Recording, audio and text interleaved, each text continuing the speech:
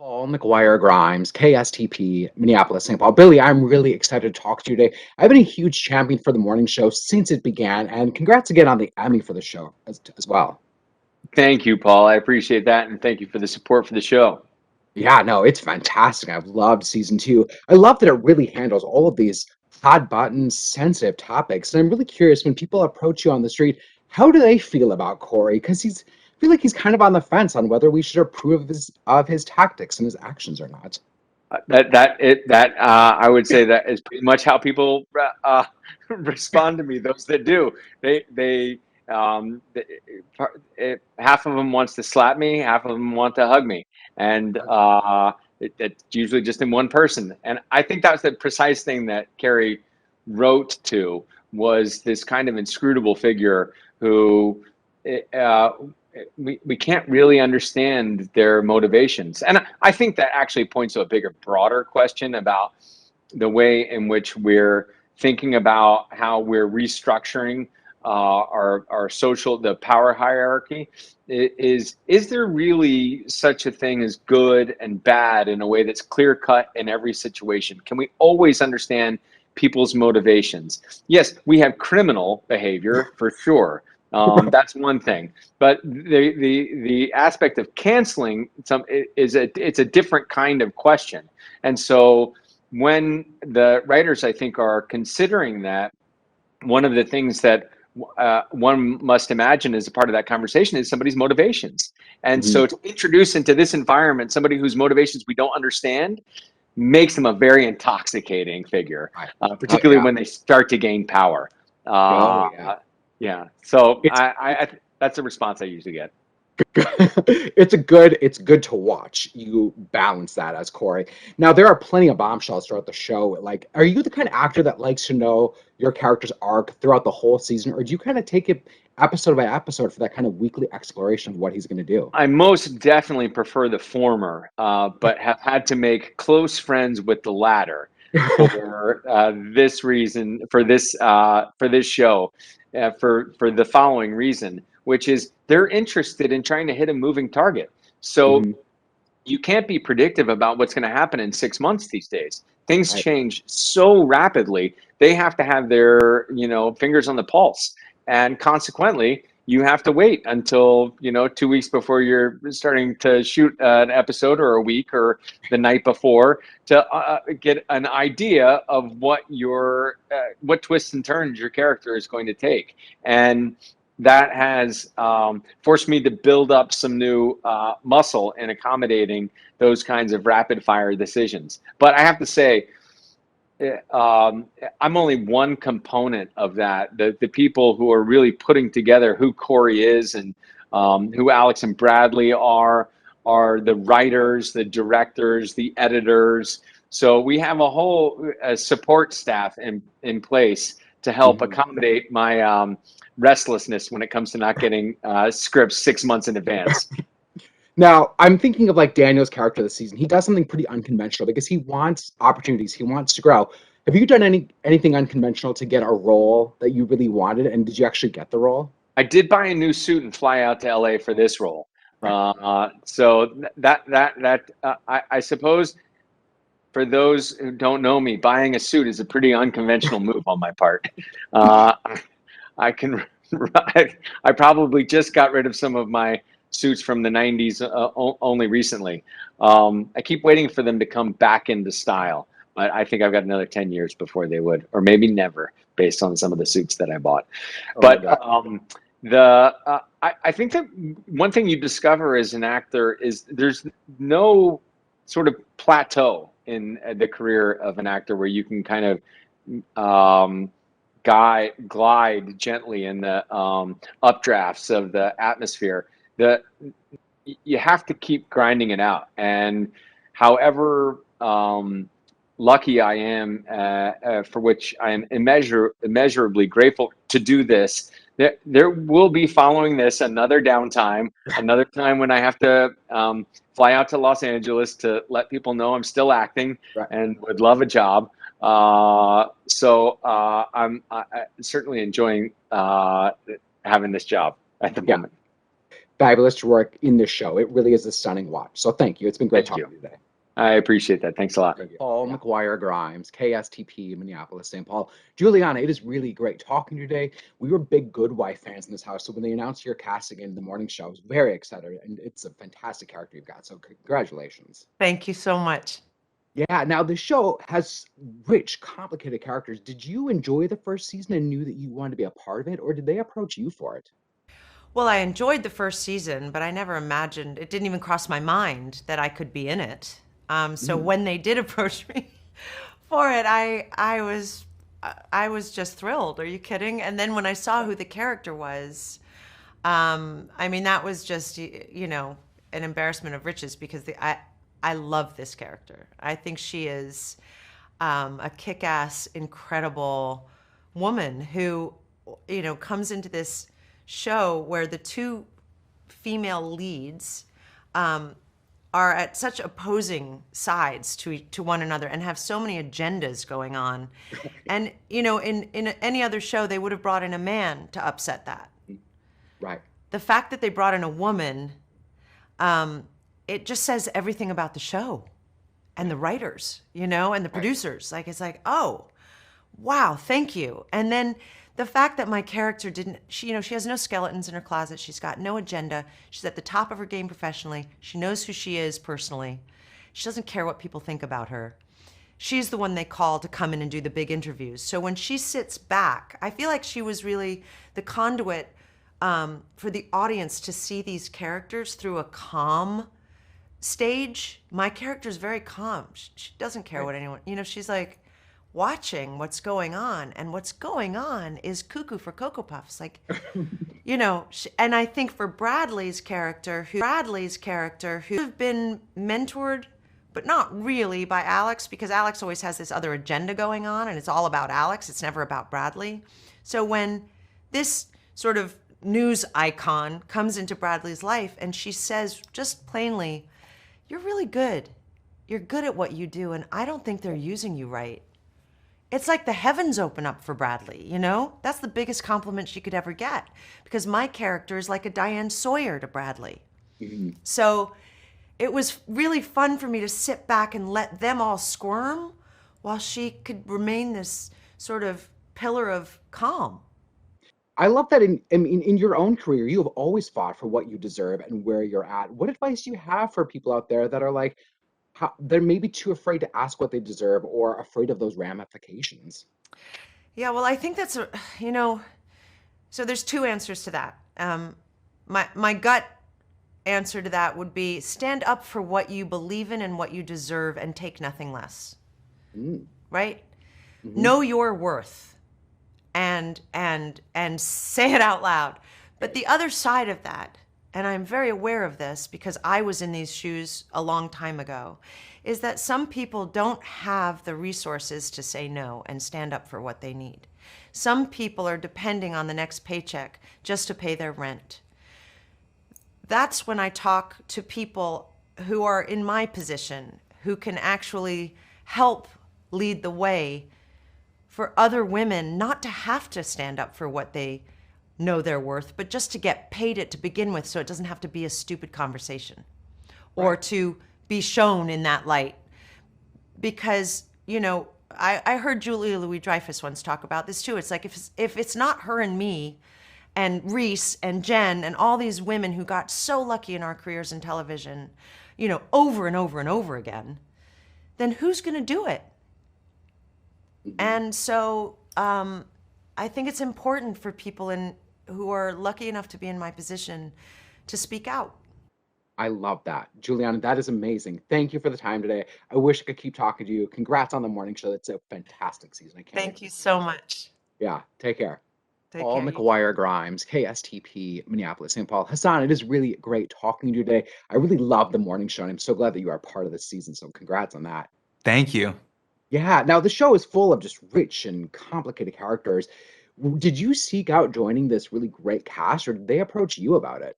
It's funny. My agent ended up emailing me and saying, hey, there's this role that I think you could be perfect for. You've already been a fake TV anchor for the past 7 years. It's not really a stretch for you. Would you want to do this? And he ended up emailing me the weekend of my sister's wedding. So I had to do my audition the weekend my sister was getting married. And I did my audition with my mom, and apparently Reese and Jen and Carrie and Mimi loved it, and here we are. That is amazing because it kind of fits in with Deshaun's character of Daniel because there's a scene with him doing something pretty unconventional to get something on Yeah, the show, and yeah, now yeah. you're doing that, which is I'm assuming you don't typically do your auditions on tape as part of your sister's wedding. I generally don't. I just want everyone to know this. I generally like to enjoy family events, and I just get to do that. I don't take a wedding or a bar mitzvah and then turn that into an audition. Generally, I don't do that. So this is the first. The very And first yeah, time. it's wild. That scene that I did in my audition. That's the opening scene in season 2 where we introduce the viewers to Eric as a character. Yeah. Now the show's full of bombshells, so I never know exactly what's going to happen next. Were you the kind of actor that wanted to know the whole arc of your character going up front, or did you kind of take it episode by episode Oh, that's with that interesting. So explanation? I took it 2 to 3 episodes at a time. I never Mhm. wanted to know everything that was about to happen. I wanted to feel a little bit surprised. And so one of the things that I did was I would read, the episode before, the current episode, and the episode coming up, just to kind of have a mini arc to know where everybody's at, where their intention is at, where they're going. Were you starting to film before the pandemic, or did you come in after you came back into production, actually? Yeah, yeah, no, we filmed my scenes during the pandemic, so it was wild. I had just come off of paternity leave. The pandemic had broken out. We were all locked up in our places in New York City. So I was very lucky that I finally, I got to leave my family. Not that I don't love them, but I got to leave my family and work for a little bit. They were like, "Do you want to come to LA for a month to shoot the show?" I said, "Please." Like, I got vomit all over my sweatpants. Please, yes, I will happily Yeah. join the morning show. I feel like that's going to be part of your stand-up act when you go on the road soon. What are you most looking forward to going on the road? Like, what are you most looking forward to? Oh, Being I part think of a I host think what's again? going to be great is, look, I'm a live performer. I came up as a live performer. It would have been so great to do this with you in person. So Right. much of what makes live performance so great is the little nuances of being in the same room at the same time. There's a lot of stuff that gets collapsed and compressed in this digital disillusionment as we talk to each other through Zoom. It always feels like I'm talking to someone in space. Like, how are things in Minneapolis? You're like, things are pretty good. They're Like, fun. yeah, they're good. We have M&Ms here. Look, like I feel like I'm talking to you, and you're Yeah. in a space station. But that live interaction and coming to Minneapolis and seeing the people and touching the city, that's what it's all about. Hearing people's reaction in real time. It's a blessing, and it's something that I took for granted, and I'm so grateful to be back on the road almost 2 years later. Hassan, I got the wrap. It was great talking to you in this void that we are. We can't wait to have you in Minneapolis. This is great. So thank you. Thank you, man. Paul Much love. McGuire Grimes, KSTP, Minneapolis, St. Paul. Deshaun, it is really great talking to you today. I've been a huge fan of the show since day one. And whenever someone tells me that they're starting it, I'm like, yes, you're going on a ride. So congrats on just being a part of it. And I love what Daniel is doing and talking about this season. So congrats. Aw, thank you so much, man. Yeah. Now, what has the reaction been like for you that's someone in the show? And what do fans have to say to you about Daniel when they stop you on the street? Well, one of the things people are always talking about is that they want to find out from the end of season 1. They want to find out, like, wait, is he gonna get the anchor chair? Like, I really want him to get the anchor chair. Alex did him dirty. Like, how Right. is that gonna pan out? And so I think people are excited to see that, and I think they'll be excited to see this ride that Daniel goes on. It is both fun because Daniel has a very interesting and exciting personality, which I love to play. Right. And it's also vulnerable because he's, coming from a very, very vulnerable place this season. In some ways, I do feel like Daniel is the emotional center of season 2. We see him start the COVID story. He starts the COVID dialogue. And then all the things that are occurring to him as he's assessing his relationship to this workspace. And is this the right place for me? And y'all ain't setting it up for me to succeed. And then this crazy, crazy, ride that we all go on.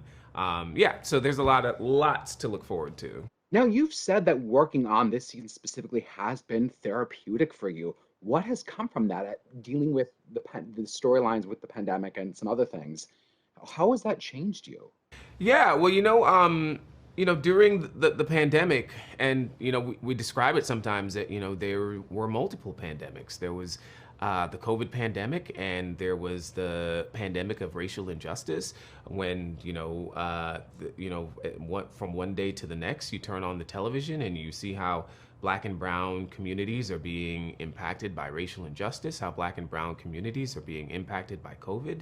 And I'm just a human being, and to ingest and take in all that information sometimes was traumatizing. It was a lot to deal with. And to then get to portray an anchor, a journalist during that time period was cathartic, because he's fighting for a lot of the things that could impact me if I see Daniel on that morning show. And I think he's such a powerful character in how he is a truth teller. So it was therapeutic to get some of those words out. I love hearing that. Now, without getting too spoilery, Daniel does something to try to prove his worth, prove that he is the it factor. What have you done anything unconventional to get a job that you really wanted, and did you book it? I do. I have. I did something unconventional to book the morning show. I did. After the morning show, when I met with the producers, I felt so compelled for this particular role that I did something I hadn't really done before. I wrote the producers. I wrote the casting directors. I said, "Hey, this is why this is my role," and it worked.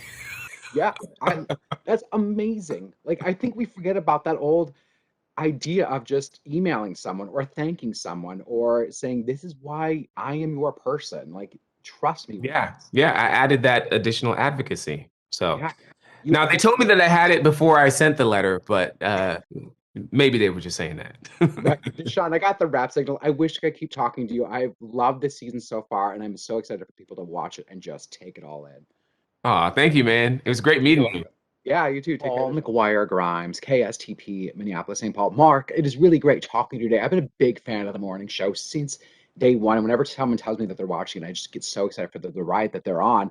Now, what has been the reaction like for you after the first season? What do people say to you? And do they think that Chip is based on someone real? The general reaction I get is that people tend to really like Chip. I think they find him to be somewhat of the emotional center of the show, or at least someone who's not as morally corrupt as everyone else around there. Um, and it's really fun to play somebody that people root for. Good. Now, do you feel like you view and watch morning shows and news programs differently now that you've kind of been living in that producer role on the show? Absolutely. I think that I was a little bit naive about what that job is going into this show. We had some consultants who showed us logistically how everything works so that we could play it in a credible way. But, I thought I'm a producer of independent films and television shows. I know what it's like to deal with egos and putting out fires, but I don't think I had any idea what it's like to deal with things on that scale, and in particular the element of something being live, and how at any point in time somebody can just hijack that for their own agenda, and the stress that comes with that really helped to inform why Chip is the way he is. Now, you are a writer and a creator and a director, and you wear so many hats. Now, as an actor, you're just basically acting on the show. Do you then like knowing the arc of your character throughout the season, or do you prefer the weekly exploration kind of week by week? I like knowing as much as I can in advance. As an actor, it's certainly helpful. But in the case of Chip, I feel like going into season two, I really know who he is. So if something is thrown at me that's a little bit of a surprise, I'm ready to roll with it. In particular as it relates to Chip and Alex's relationship, which is I think at the center of what Chip's journey is in season two. Um, I've got a handle on that now, and Jen and I have our rapport down. So, while it's fun to prepare, you could hand me an outline for a scene and we could improvise that right now, and we'd be ready to go. You and Jen you're great together, and I always think of both of you as such comedic actors, but the dramatic turns that both of you and really so many of the actors are doing on the show is phenomenal to watch. It's what makes the show so captivating. Well, thanks for that. I really feel like Jen is doing some really exciting work, and she's done a lot of great work. and it's an honor to be alongside of her for some of those scenes. I'm just a small part of it, but I love the complexity of their relationship, and I love how much these two clearly need each other and don't want to admit it. And so it's just a blast to be able to do that with someone that I grew up watching on TV my whole life, and who I looked up to and admired, and now I get to share the screen with her. It's ridiculous. That's amazing. Now, the character of Daniel does something pretty unconventional to kind of prove himself. Have you ever done something like that to get a part that you wanted, and did you actually book the job? Yeah, I've never done anything that crazy, to really go for something. But early on in my career, my brother and I came up, making sort of $3 films in our kitchen, just trying to get noticed because we had zero connections to this industry. And the crazy things that we used to do, which were like, oh my God, I'm just gonna take a day job and pay for my own movies. I thought that was wild. But now I've realized that's the way that I actually like doing it. And I'm still doing that. I'm still acting in the morning show, taking my paychecks and going off and making my independent films. So what is once crazy can turn out to be actually, a lifelong career choice. Right, Mark, that is awesome to hear. It's like such a hustler move. I got the rap signal. It's been really great talking today. So congrats on season 2, and I really know people will love it. Awesome. Thanks, Paul. Thanks, Mark. Paul McGuire Grimes, KSTP, Minneapolis, St. Paul. Nestor, it is really great talking today. I've loved the morning show since day one. I've been a huge fan. I love knowing that people are going to go down another big ride this season. I'm curious, what has the reaction been like to you? Have you heard from other meteorologists about Yanko? Oh, that's very, thank you for that. I appreciate it. Yeah. From a friend of mine who was an anchor, Antonio Mora, was an anchor on Good Morning America.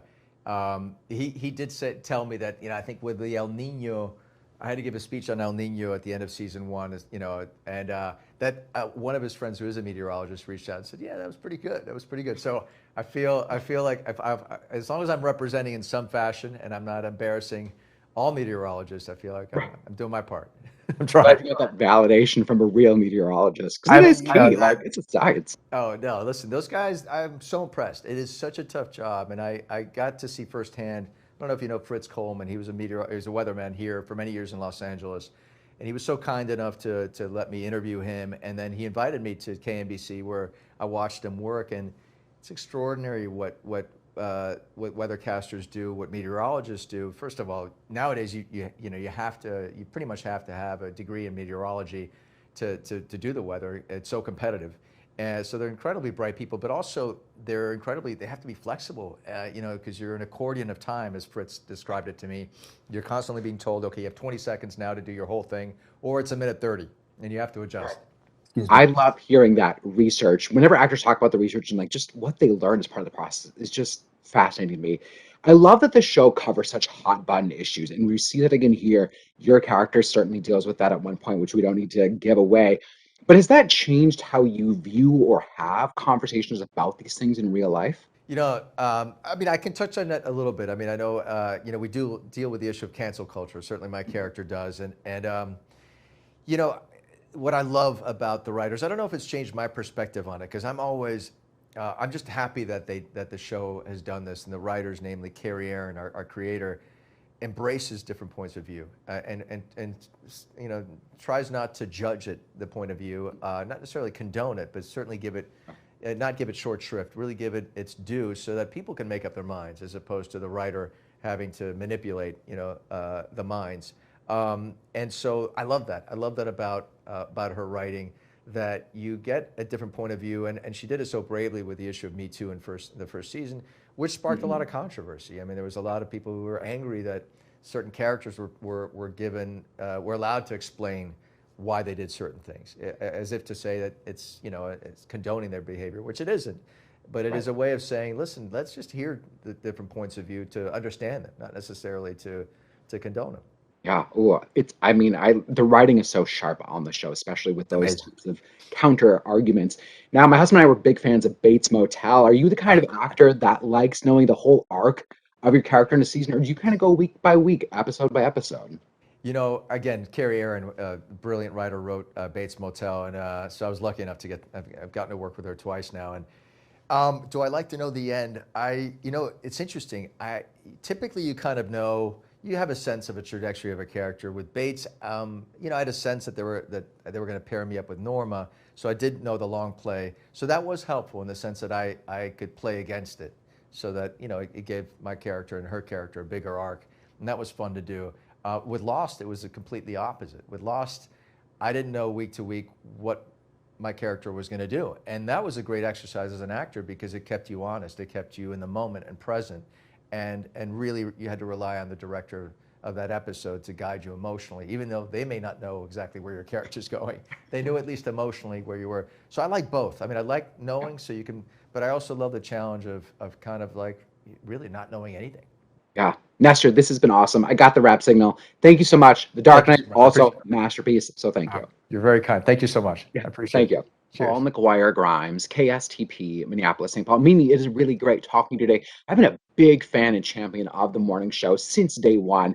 So I'm really excited that season 2 is here finally again. Now, what has meant the most to you in the reaction that you get from people when they talk to you about it? Well, and thank you for so much for interviewing me, and thank you for being a fan of the show. It's been really exciting talking to the press because, we're sitting in our little world. I'm still mixing episode 10, preparing it for air, and we're in our little bubble making our show, and haven't heard any reaction whatsoever. It's just been us, and so the press has been enormously excited and stoked about the show. They're loving it. So that is so good to hear, because I think the stories we're telling are very relevant and important. I mean, speaking of that, you started filming right before the pandemic, then you had to get shut down, but the pandemic is so much a part of this season. How much of those storylines did you have to change and alter once you came back into production? And do you think you'll return to any of that? Yeah, we threw away most of our scripts and started over. With the storm cloud of COVID lingering, we felt it was important to, start 3 months before the shutdown, just because we understood it. It was something the news media largely missed, and so we reflect that in our show, being a morning show, news show, and it was important to speak about identity and race, sexuality, cancel culture, and the onslaught of the tsunami that's about to just change their lives. And so I think they're all looking in the mirror going, who am I? Am I a good person? Is this where I want to be? I think we're all doing that. All the time, really. Yeah. Now, what's the balance as a producer then in keeping the show entertaining while trying to balance tackling those real headlines versus kind of the escapism some people turn to TV for? Well, I think there's a ton of. It's really an interesting question. It's really, you have to find the tone of the show. I mean, it's highly dramatic, and I think it's in many ways hysterically funny.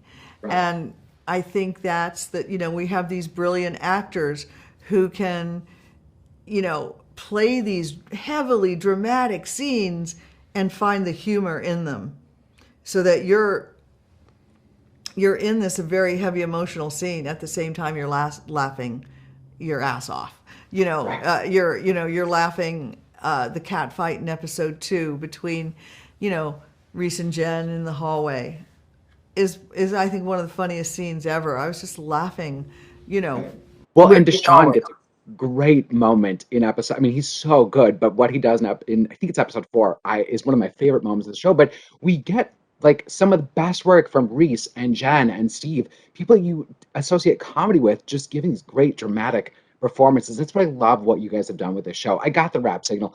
I wish I could keep talking to you. I really love the morning show, and it just is such a fun ride. Thank you so much. Yeah, thank you. Really, really appreciate it. Oh, you're welcome. Thank you.